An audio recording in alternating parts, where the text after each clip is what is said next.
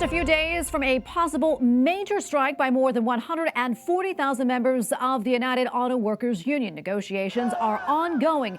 Both sides say progress is being made. The current contract expires Thursday night. The workers are seeking a roughly 40% raise. It would elevate some jobs from $32 an hour to $47 an hour. A coalition of auto manufacturers is countering with a 10% hike. We go now to Anthony Cannizzaro, Associate Professor of International Business and Strategic Management at the Catholic University of America. Dr. Cannizzaro, great to be with you again. A lot to discuss here, including why this strike could really have a huge negative impact on the U.S. economy. But first off, tell us more about these negotiations. As we just heard, the sides seem pretty far apart. Is any progress being made? Yes, thank you for having me. To your last question, I don't know if any progress is being made yet. The primary sticking point between the UAW and three of the major automakers, Ford, GM, and Stellantis, who makes Jeep, is what to do with the industry's record profits it's made over the last couple years coming back from the pandemic. You recall demand was suppressed, or rather, supply was suppressed during the pandemic due to a chip shortage.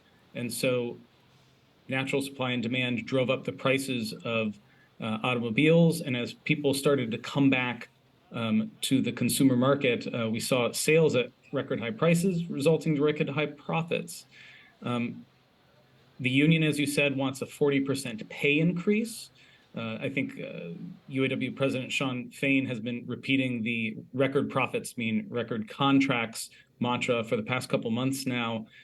Depending on which of the automakers you're talking about, they're asking for anywhere from a 9 to 15% pay increasing. And they also suggest that they want to use the remainder of that on the conversion to electric vehicles, right? So the current automakers in the US are far behind, other than Tesla, are far behind on the electric vehicle market. Most of them are taking losses on their electric vehicles investments. Last year, Ford, for example, announced that it wanted to increase investment in its EV operations to $50 billion through 2026.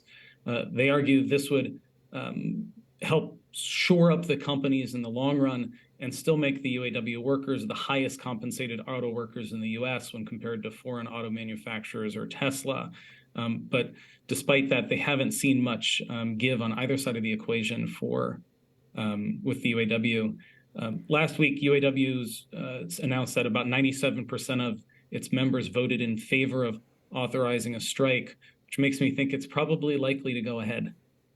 Dr. Cannizzaro, everybody wants to know, well, how will this affect me? I mean, even if you're not in the market to buy a new car, how will this impact the economy?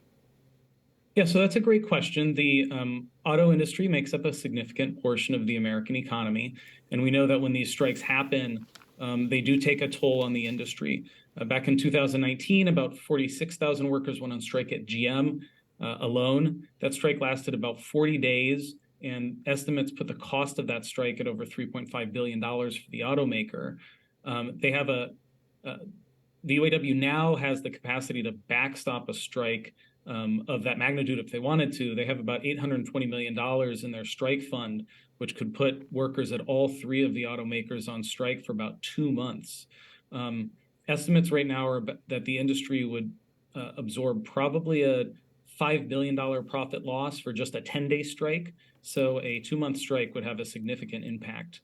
The impact on the consumer, of course, is going to be significant too. We're just coming off of this supply or lack of supply in automobiles.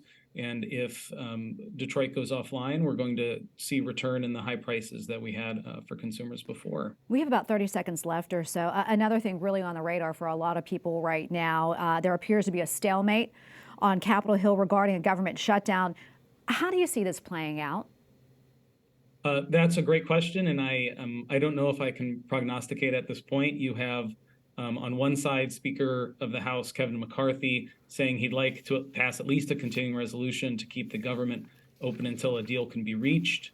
You have on the other side the House Freedom Caucus, which is about 45 seats in the House, who has been calling since last month when they issued a statement called "No Security, No Funding" in opposition of a continuing resolution unless certain conditions are met. These include support for the Secure the Border Act, addressing weaponization of federal law enforcement towards political ends, ending woke policies in the Pentagon, enforcing rights for unborn children, and opposing more spending in Ukraine.